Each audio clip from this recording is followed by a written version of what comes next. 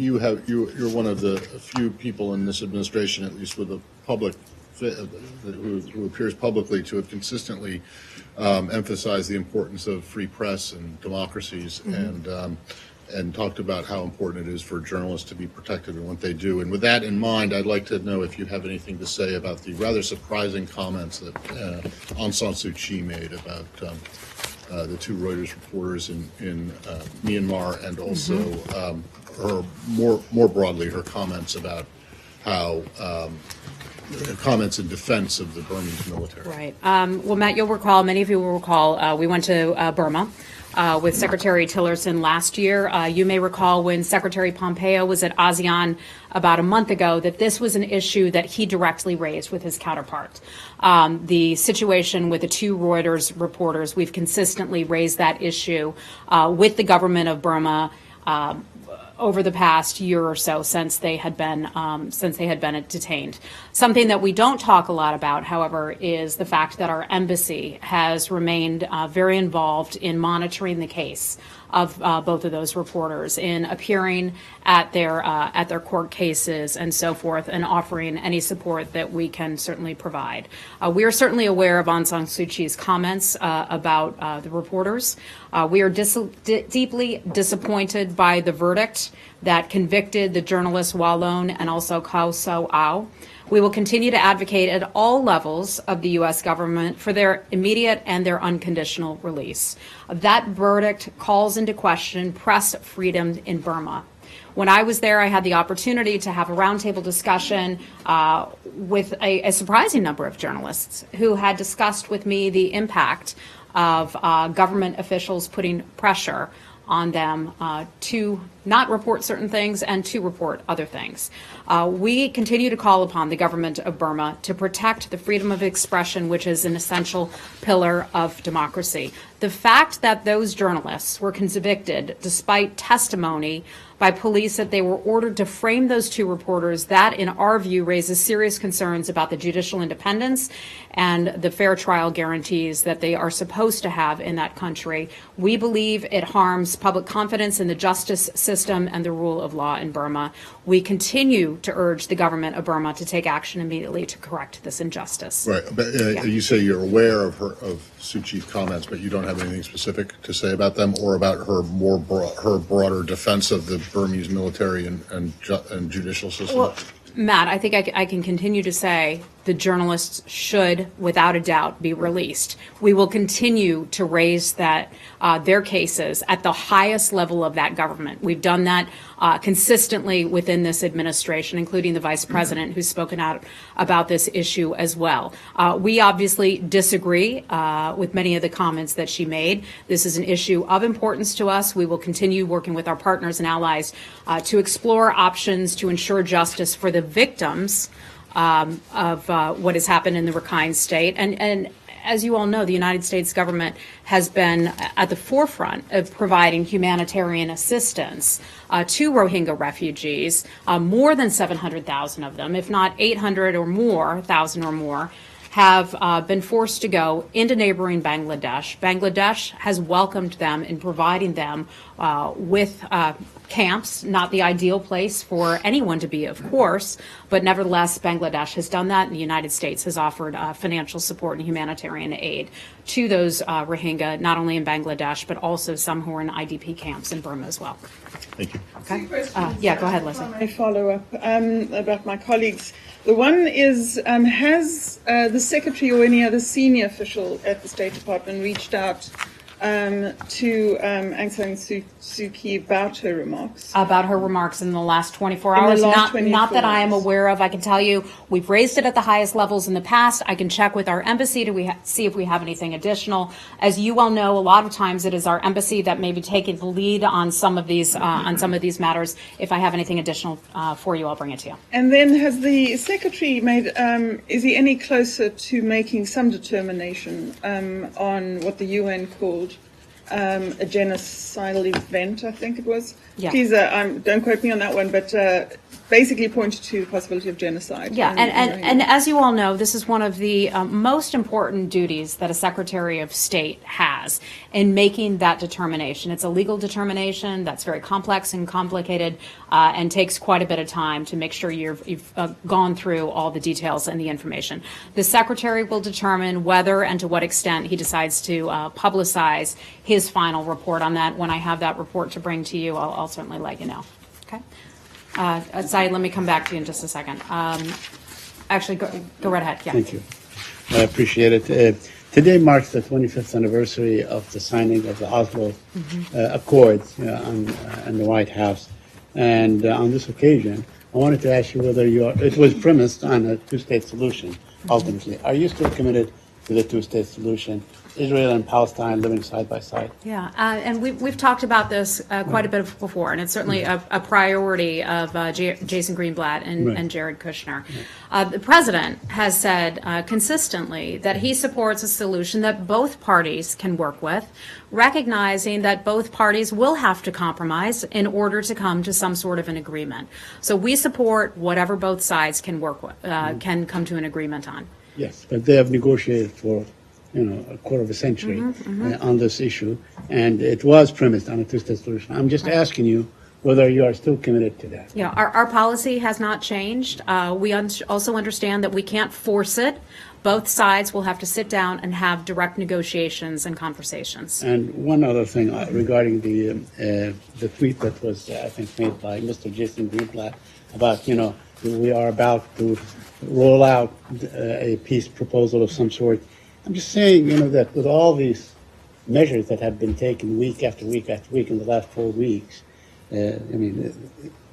all sticks and no carrots, so to speak. How are you trying to reach out to the hearts and minds of the Palestinian people, ordinary Palestinians, who you would need to reach out to if you are going to bypass the leadership that seems to be I so think obstinate? my answer would go back to your previous question or your assertion that this has been going on. The conflict has been going on. The disagreements have been going on for 70 years, a very, very long time. Nothing has worked, despite the U.S. government and other governments' best efforts, right? Nothing has worked thus far. This administration has determined that it desires to take a different kind of approach in encouraging two sides to sit down and have that conversation. It's something we'll not back away from, recognizing that it's certainly not going to be easy. We've seen that, but we remain committed to that. When the peace plan is ready and when they are ready to unveil it, we'd be happy to bring that to you. Will be able to reach out to ordinary Palestinians to continue to have contacts with them, help them in sort of getting the proper medical care, getting proper schools and so on? We certainly hope so, and we're having conversations with governments in the region about alternative ways that the U.S. government could help facilitate some of those things that you mentioned, health care and education, medical services. Yeah. I'm sorry, how exactly is the administration encouraging the Palestinians to come back to the table? Well, By recognizing- shuttering their office here, by cutting off aid to UNRWA, by cutting off aid to the hospital networks, by cutting their aid to the West Bank and Determining that there Gaza, by needs to be recognizing a different, Jerusalem Matt, as... there needs to be a different kind of approach. Nothing has worked for far longer than you and I have been alive, right? Nothing has worked thus far. So we're trying a different approach, seeing if this is going to work. We are committed to it. We have people on the ground who are working to this effort each and every day, and we remain optimistic and committed to working on this. Okay. Hold on. Hey. Because we're hearing different points of view. Is the peace plan not ready, or is it ready but you're not ready to unveil it? Not ready to unveil it just yet. Anything more specific, I'll have to get an update for you from the offices handling this issue more closely. Hey, Barbara. Just very quickly, there was an Israeli newspaper reporting that Mr. Trump has offered to give the Palestinians $5 billion in aid if they come back to the peace talks. Have you heard anything about Inaccurate. that? It's not a false. correct story. Yeah. So do they get anything? I'm not aware of any amount of money that is being offered to return to the So peace there's table. there's no at least financial incentive for them to come back. That is my Because- understanding. Not only that Because report that's part is. of the encouraging plan, right? Pardon me? That's part of the encouragement. I can just tell you that report is They inaccurate. get nothing. That report is inaccurate. Ready. You're just waiting to We will presented unveil at it when we are time. ready to unveil it, and I'll just leave it at that for right now, okay? Hey, Lori. Hi. In Iraq, both Ayatollah Sistani and Muqtada Sadr have come out in opposition to a second term for Iraqi Prime Minister Abadi. Do you think it might be a good idea if he stepped aside? Lori, that's something that we wouldn't get involved with in calling for that at this time. That would be an internal Iraqi matter that the Iraqis would have to figure out. Well, how about this question then? Neither of the two blocs, one is kind of neutral or pro-American, the other is pro-Iranian, has the seats to form the next government. And the Kurds control a bloc of seats that is likely to be decisive. Do you think making concessions to the Kurds in order to, encourage them to support your side would be a good idea? Because the other side will make those concessions and then you'll lose Iraq. Yeah, Lori, again, we support Iraq's democratic progress that they have made and their democratic process, recognizing that it is a sovereign government. We support Iraq's efforts to form a moderate, sovereign Iraqi government pursuant to the constitutional timeline that's responsive to the aspirations of the Iraqi people. But you don't contest my view of the importance of the Kurdish bloc? Of course that is important. All Iraqis are important, and that's why we talk about a sovereign Iraq. And we think that Iraqis will be able to figure this out very well on their own. Thank you. Okay, go ahead. A quick question on China. So President Trump has recently signed the John McCain National Defense Authorization Act for FY 2019, in which, so it's law now, in which there are language to restrict U.S. government's procurement of Chinese telecommunication service and equipment. My question for you is, how does that impact State Department's guidelines to embassies and consulates in their procurement process? Oh, goodness. You're asking me about the procurement process. I think you have to be a lawyer in order to handle that one. I'll have to look into that and get you an answer from our folks who are working on that issue. Does the U.S. have an opinion on, does the United States has an opinion on U.S. airlines' reliance on Chinese telecommunication equipment and service? I would just hesitate to answer that. I'd like to get some more information from our experts who work on those technical issues and get you an answer on that later. Yemen? Yeah, go right ahead. And then we'll come back to you. Hi. Just in terms of the certification yesterday on Yemen, the report mentioned a number of things. It said that the coalition was doing, but they were sort of like technical things, like getting training and drawing up no strike lists, and acknowledged that there were still way too many casualties, civilians being killed. And I know that there's concern after the UN report that the Americans maybe could be implicated in war crimes if some of these strikes are found to be war crimes. Was the feeling here with that certification that you're covering your bases in terms of any culpability for civilian casualties? Well, first, let me start out with this, with mentioning this. The NDAA required the Secretary to make a determination on the actions of the Saudi-led coalition operating in and around Yemen. The Secretary, in line with Section 1290 of the NDAA, certified that Saudi Arabia and the UAE are supporting diplomatic efforts to end the civil war there. There are three things that the NDAA required. It did not require perfection on the part of the coalition's actions. It stipulated making concerted efforts in three key areas. Diplomatic efforts to end the civil war, we see that going forward, and strong efforts on the part of the Saudis and the Emiratis to push forward with a diplomatic solution. Also taking measures to alleviate the humanitarian crisis. The governments have contributed significant amounts of money to that end, and I can detail a few of those, but also refer you back to their governments for more information on that. Next, agreeing to undertake actions to reduce the risk of harm to civilians and also civilian infrastructure. We see those governments and the coalition taking steps and listening to the concerns of the U.S. government. Those concerns have been expressed on the part of Secretary Pompeo, Secretary Mattis, and I would imagine others in high positions within the U.S. government. We see them taking steps. Is it perfect? No, absolutely not.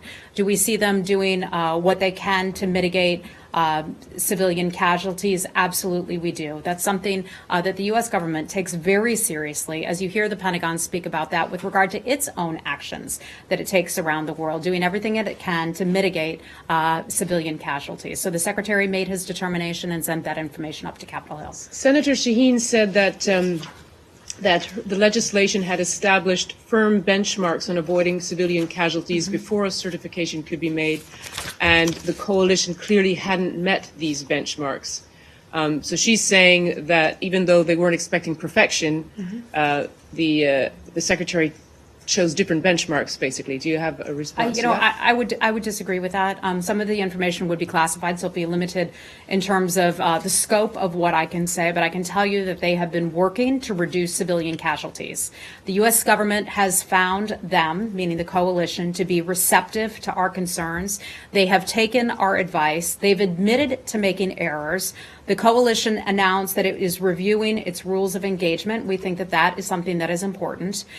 They will hold, the coalition has pledged to hold those at fault accountable for their actions in terms of those civilian casualties. They've also pledged to compensate the victims of those strikes that tragically did kill civilians. So we're seeing them make some good faith efforts, and we're continuing to have conversations with the government about that. Yeah. The reaction to the certification from the Hill and from human rights groups from aid agencies, I mean, they're pretty damning. I mean, charade, farce. I think Senator Oxfam or someone said that he was lying to Congress. Other members of Congress said that this made a mockery of their requirements that were in the NDAA. So how do you square that reaction with the certification? What's your response to that kind of that response? Well, first I would say, they're taking steps in the view of the U.S. government and this administration in the right direction. I understand certainly the concerns of aid groups. Our Deputy Secretary Sullivan has been meeting consistently with some of the aid groups who are operating in the region and providing assistance to those in Yemen. In fact, he had a meeting with them just today, and I can provide you a bit of a readout on that meeting he had with some of those humanitarian groups. Our Deputy Secretary of State, John Sullivan, and USAID Administrator Mark Green met, it was actually yesterday, not today, with international and NGO groups to discuss the humanitarian situation in Yemen and to brief the group on the Secretary's certification to Congress under Section 1290 of the John McCain National Defense Authorization Act for fiscal year 2019. They discussed recent efforts by the United Nations Special Envoy to Yemen, Martin Griffiths, to bring the Republic of Yemen government and Houthi representatives to Geneva for consultations. The Deputy Secretary reiterated the administration's full support of the UN-led political process and stressed that there is no military solution to this conflict. The Deputy Secretary and the Administrator discussed the importance of all parties continuing to support the UN Special Envoy, avoiding further escalation of the conflict, including Hudaydah, coordinating efforts to address Yemen's economic and humanitarian situation, and committing to a process to reach a comprehensive political agreement that will bring peace, prosperity, and security to Yemen. Participants expressed their concern about escalating violence in Hudaydah and also noted the continuing dynamic of desperation in Yemen. It necessitates measures that would yield tangible results and a sense of improvement. The Deputy Secretary thanked the NGOs for their continuing cooperation and the frank dialogue that they had. He reaffirmed the United States' concern about the risk of harm to civilians and civilian infrastructure, particularly of a humanitarian nature. He said the United States will continue to call on all parties to respect the law of armed conflict, take feasible precautions to avoid harm to civilians, and conduct a thorough and transparent investigation into alleged violations. I would be happy to send that out to you after the briefing. Could you? Yeah. Could you characterize? Did they accept the certification? Would you say that these aid groups welcomed the Secretary's determination that the coalition is doing everything are doing enough? I would say that we would have access to different kinds of information than some of the NGOs on the ground. They do some incredible work, these NGOs, and I can tell you we were pleased to have them come into the State Department. It was a frank discussion, of course, as you can imagine it would, but here was the readout that I was just able to provide for you. Unfortunately, I wasn't in the room. I wish I had been in that meeting. Okay, next question. Cindy, go right ahead. Any more information about what exactly the Saudi-led coalition, what steps they're taking? Yeah, and I think this is something that Secretary Mattis had addressed not that long ago. And so, in fact, the Department of Defense is a better position to be able to discuss some of the activities of the coalition and some of the direct things that they are doing. So let me just read a portion of this for you. Pardon me, I have to grab my glasses. Secretary Mattis said about a week and a half ago, for the last several years, we've been working with the Saudis and Emiratis, doing what we can to reduce any chance of innocent people being injured or killed. We recognize that we are watching a war in which the Houthi-led efforts involves launching weapons out of residential areas into Saudi Arabia. We recognize the complexity of this. At no time have we felt rebuffed or ignored when we bring concerns to them, meaning the coalition. The training that we have given them, we know has paid off. He goes on to say, we recognize every mistake like this is tragic in every way, but we have not seen any callous disregard by the people we are working with. We continue to work with them and to reduce this kind of tragedy. This is something that the United States, the government, takes seriously. I understand that some NGOs, some folks on the Hill are perhaps angry and frustrated with the decision, but I can tell you we took a very careful and close look at the information, some of which is classified, and the Secretary made his determination. Okay? Okay, go right ahead. Hi. Madam, two questions, please. One, before heading to India for 2+2, Secretary was in Pakistan meeting and greeting the civilian government and the military officials, including Prime Minister Imran Khan. What I'm asking you is that was Secretary carrying any messages for the Pakistani or Indian Prime Minister from the President? Did he have any particular messages for both of them from President Trump? That's your question? So, well, we certainly had lots of messages that we brought. India is a very close friend of the United States. We have among the strongest people-to-people ties. I think there are more than 3 million Indian Americans living here in the United States. So that was certainly part of the meetings and the conversations. Kamkasa was something that was signed between the Department of Defense and also the Ministry of Defense in India, and that was something important that had been a long time in the making. So we were pleased to have signed that with the Indian government because that not only supports jobs but also supports better military-to-military cooperation. They also agreed to doing more work on the military-to-military front. So that was part of the conversation, but also, you know, to go over there and thank the new government for our strong friendship that we have. In terms of Pakistan, the Secretary had some meaningful and important meetings with the new government, looking forward to forging a relationship with that new government, recognizing that there are, of course, some tensions and some areas where we or the government can work harder. And so those were the types of meetings that we had, and we were pleased to have gone. Short trip, but nevertheless an important trip. And Okay? second, let me just move on because I want to be able to hit everybody in the room. So, Rich, go right Really ahead. quick, yesterday, former Secretary Kerry acknowledged that he's spoken with Foreign Minister Zarif after he's left office. Does the current Secretary Pompeo, does he have thoughts on that, and does he believe that that is potentially countering this administration's policy? Yeah. So let me start with this. I've seen former Secretary Kerry do rounds on the talk shows and talking with the press in terms of print and also radio. I've seen him brag about the meetings that he has had with the Iranian government and Iranian government officials.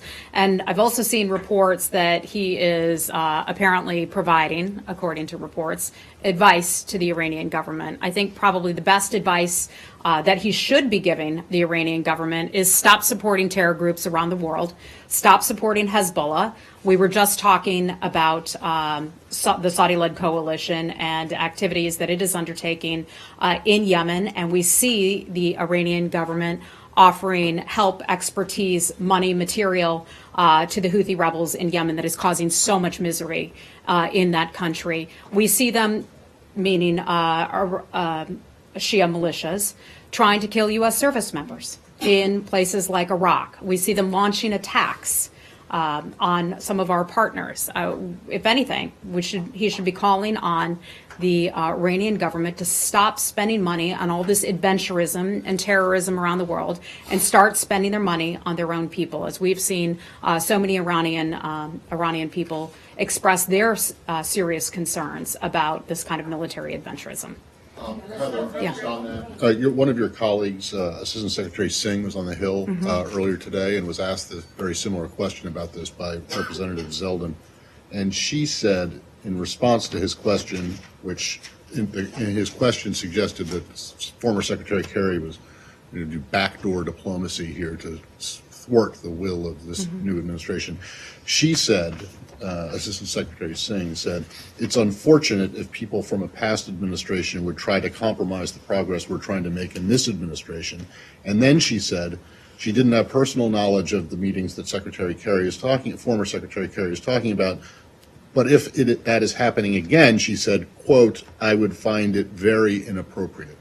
Are those her personal feelings about this, or is that the position of this secretary and the State Department? I've not spoken to Assistant Secretary Singh. She may still, in fact, be on the Hill at this hour, so I have not yet consulted with her on some of those remarks. But I think I just laid out concerns that we would have in offering advice to the Iranian government. If someone is going to have conversations with the Iranian government, let's make them productive conversations. Let's make them about how the president sees the activities of the Iranian government. This administration no longer looks at the Iranian government just through the narrow scope of the JCPOA, the nuclear deal. We look at the totality of Iran's bad actions around the world in fomenting terror and causing so much misery around the globe, including misery in their own country. Well, I think the former administration would disagree that it only focused on the JCPOA. But regardless, I'm just trying to find out whether or not Secretary Pompeo, who is the current Secretary of State, has any problems or plans to raise any concerns about this with his predecessor, former Secretary I have Kerry. not asked him that question, Okay. but I will be sure to do Thank so, you. certainly. Okay. Hey, Nazira, how are you? Good, thanks very much. There, as you mentioned, a good achievement from India regarding Afghanistan. It's good things. But unfortunately, the security is bad in Afghanistan. The day before yesterday, almost 200 people has been killed and injured. And based on this situation, still United States are, generally, are you optimistic about the peace process with the Taliban? What do you think? Well, it's a long road, right? We have a new military commander in Scott Miller who's over there. We have a lot of respect and hope for the work that he will be engaging in. Ultimately, this is going to become a conversation, or will be a conversation, between the Afghan government and also the Taliban. The United States government stands ready to assist, to facilitate, but this has to be an Afghan-led, Afghan-owned peace process. Things have been very, very difficult in Afghanistan lately. As you all know, Nazira, since you're from Afghanistan, you know the terror acts that have taken place there recently. We continue to stand by the people of Afghanistan who've been so brave and have lived through so much over many decades where they've had to live through terrorism. But this ultimately has to be Afghan-led, Afghan-owned. Okay, and we're going to have to wrap it up pretty shortly. Hey, Michelle. Just two quick questions. This week, some Democrats in Congress sent a letter to the State Department criticizing state and a particular Deputy Assistant Secretary for not calling out racism and xenophobia in international fora. And they demanded that he be made available to answer questions to their staffs. Does the State Department plan on doing that?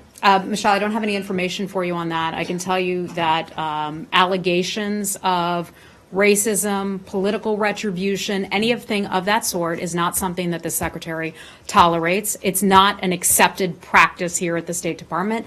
Anyone who has any issues or concerns, I would encourage them to contact our Office of Civil Rights, raise those concerns. We have internal mechanisms here at the State Department to handle those types of issues and concerns. In fact, the State Department has more offices, more avenues in which people can express their concerns about those allegations than other federal departments do in the United States government. Okay, and yesterday, the author of a preliminary GAO report on the State Department's response to the attacks in Cuba took issue with state's explanation for what went wrong in communication. He called it unsatisfactory, saying that there was genuine confusion, a lack of clarity in the department's policy. Some, but not all, state employees that were involved even knew of the existence of this office that they were supposed to report it to. I'm sorry, in which office? In the office that was supposed to call for the creation of an accountability review board. So they didn't. There were people who didn't even know that that office existed, and that there were communications issues across the board at the State Department. So he disputed this. Let me just pause you there. Explanation. We pulled together an ARB, an Accountability Review Board. The Accountability Review Board released its report to Capitol Hill about 2 weeks ago or so, acknowledging that there were some things that certainly could have been done better. I think anytime you have a tragedy, anytime you have a crisis, anytime you have a medical situation, and let me remind folks that with regard to our Cuba situation, we still don't know the cause, we still don't know what or who is responsible for health attacks that took place that affected our personnel in Cuba. We still don't know what is responsible, despite the interagency efforts and investigations that are still underway today. So we are working to try to provide the best of care that we can to our personnel. We have not only the Accountability Review Board, but we also have a task force that meets regularly, that meets, I think Robert goes to those meetings just about every day. We remain very busy, very engaged in this, and take this situation extremely seriously. Right. But the question was, the explanation for the problems that the State Department gives to this day, the author of this report takes issue with and calls that explanation unsatisfactory. So, I mean, from the podium, do you feel like these issues and how these things are handled? I think you're raising a lot of issues that I can't get into in totality, issues in a very detailed and complex report. So I'm not going to comment broadly on something that I don't have all the specific details on in front of me. Let's talk about the meeting today with Yes. the Cubans. Yes. So as some of you may be aware, some officials from the Cuban government are here at the State Department today. I believe at this hour it's still ongoing. There's a briefing taking place between some of our colleagues from our various bureaus that are involved in this very issue that Michelle and I were just talking about. They're having meetings with the Cuban government to discuss some of the medical issues that our people have experienced. I will not have a readout for you coming out of that meeting. That is something that involves the private medical information that is coming forth from some of our people, but I can confirm there is a meeting taking place here at the State Department. Does that mean that the Cubans who have complained in the past that you refused to give them some of that private medical information, does that mean that you've now agreed to give them? I'm not exactly certain what information will be provided to them, but I won't be able to provide that to you publicly. There may be some information that we are sharing with the government of Cuba about what our people have been experiencing. More than what had been shared in the past. I'm not aware of the specifics of that. I can just tell you that our medical professionals and some of our experts on this area are meeting with Cuban officials. Can I get you on one last thing? Sure. And that's something we talked about a little bit yesterday. Then we have to wrap. That was, so I did finally get an answer to the question, my question about where the administration thinks it might get the authority to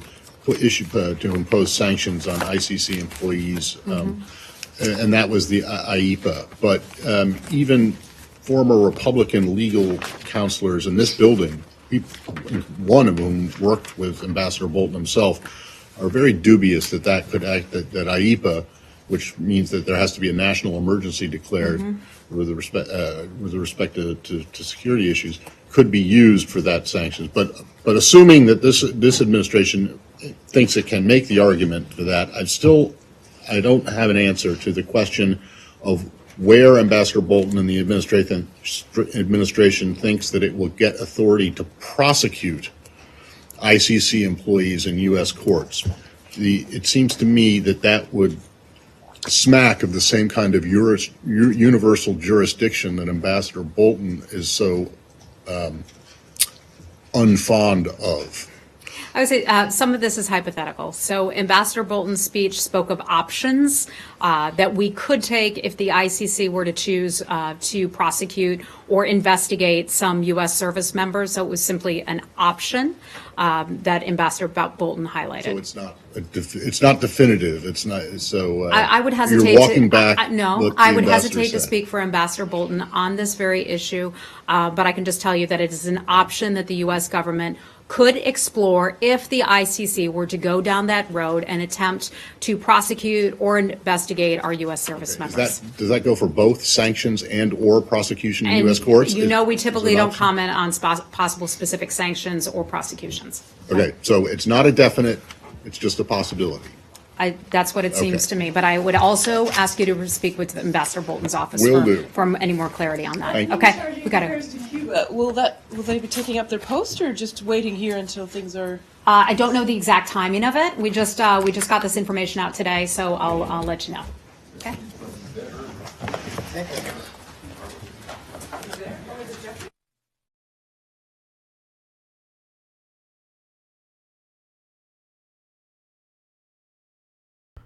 All right, folks, thank you very much for joining us and choosing us as your stream of choice. Thank you so much for the moderators coming out, keeping the chat clean and enjoyable for everyone. If you are new to the community and you enjoyed our coverage, make sure that you guys subscribe and also click the notification bell. That way you get a heads up when we go live for another event, Trump rally, press briefing, anything else like that. And or when we upload a news video, that way you get a heads up by YouTube. And we welcome you. Also, thank you to all those that shared the stream on social media. I saw some on Facebook and Twitter, so thank you so much for that support. That helps out the channel immensely, so thank you so much. If you would like to help out Golden State Times get to the next Trump rally, there's a few ways of doing it. You can go to supportfreepress.com, or you can click the link that the Nightbot is putting up on the chat, or you can go to paypal.me/GST live. That helps us get to the next Trump rally. That helps us become bigger and stuff like that. So thank you so much in advance for that consideration. And I hope to see you guys here next time. My name is Jen. I'm from Golden State Times, and I'll see you soon. Peace.